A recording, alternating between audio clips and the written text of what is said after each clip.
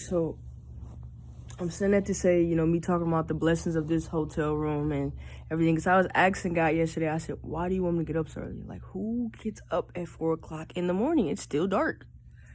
And I remember because I listened to one of the messages by Michael Todd, and it was on like episode 17 of Crazy Faith, where the bishop was speaking, and he was talking about him and his wife been started getting up at 4 o'clock in the morning because she teaches the Chinese kids English or whatever. They in different times, so they daytime, that's 4 o'clock over here.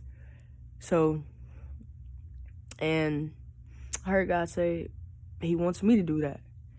I'm like, God darn it, 4 o'clock in the morning? I could barely get up at 6 sometimes on time. I'm like, to get up 2 more hours before that, I'm gonna need you.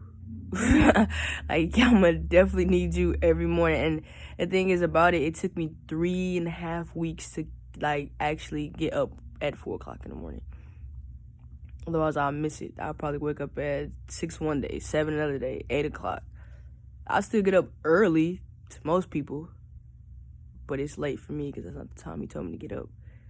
And so I remember I was on my way back home January 2nd. It was late at night, and I kept dozing off on the plane, but I forgot He told me to plan out my schedule. So when I go home, I have a day-to-day schedule of what I'm going to do and how I'm going to basically build my business.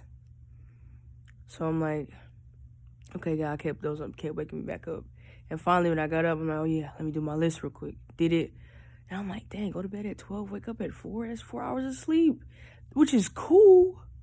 But that 4 hours is with me waking up at 4 a.m. and not going to sleep at like 1, 2 o'clock and waking up at like 6. I probably could have did that.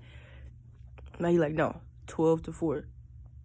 And so as I asked him, and I was watching other messages about Michael Todd yesterday, and I'm like, okay, so like, I heard Michael Todd said God told him every day, the first month or so that he was being a pastor of the church that he's the head of now, Transformation, and he said God told him every day to get up and just pray. So I'm like, is that why you have me get up so early? And he said yes.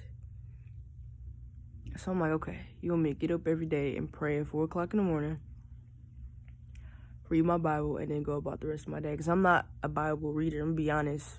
Just kind of started getting back to it. And a lot of people think I'm just getting started with this train of godly ways, but this was installed in me since I was at birth, basically. Before I was born, my mom used to pray over me.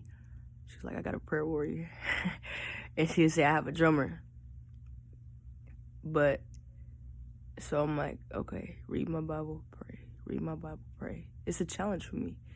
And I know a lot of y'all be like, she's still fasting. Like, yeah, I get on the fast, get back off, go right back on it. So I've been praying and fasting and praying. And I wish I could tell y'all why God got me fasting so much, but it's okay. You'll see in the end what He has in store for me, what He has planned. I'm just doing my best to be obedient. That's it. Just doing my best to be obedient. And I just have to take the time to thank God for my life, the favor, the blessings, everything. And I'm a very giving person. I've been looking at, how I've been able to bless a lot of people and give them things, whether it's clothes, shoes, whatever. I don't need it. Here you go. I don't need it. And I can't wait for the day I'm able to bless somebody with a car. That's really something I'm looking forward to, more than blessing myself with a car. So I tried to take the time out early this morning and just realize the anointing on my life. So what I want to say, I hope you'll have a excelente day. Be your very best. If you're in Forex, trade house, or even if you just have your own business like a barbershop, whatever. Don't be scared to be yourself. Don't be scared to promote your business. Don't be scared to stand out. There was too many people that stand in and look alike.